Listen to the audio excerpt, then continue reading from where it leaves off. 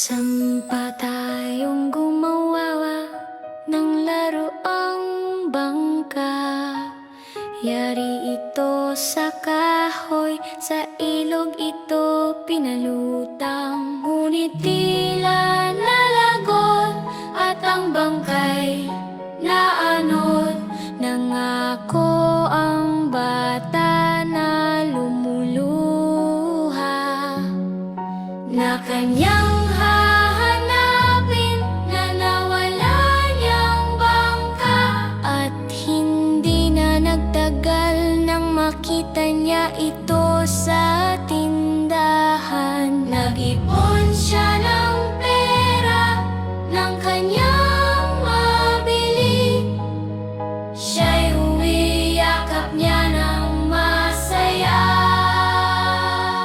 Dalawang beses na ika'y akin. Una'y ginawa kita, ngayon ay tinubos kita. Dalawang beses na ika'y akin.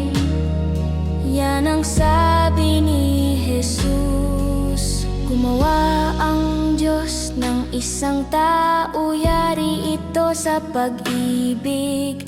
Namuhay dito sa mundo, ngunit tila nalagot at ang tao'y naanod. Nangako ang Diyos mula sa kanyang trono na kanyang hahanapin, na nawala niyang tao. At hindi na nagtagal, dumating si Jesus na kanyang anak. At siya'y nabayubay doon sa krus, upang ang tao'y maibalik niya.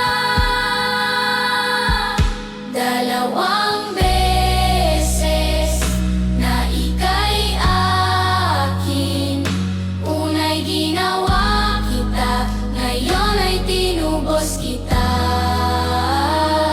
Dalawang beses na ika'y akin. Yan ang sabi ni Jesus.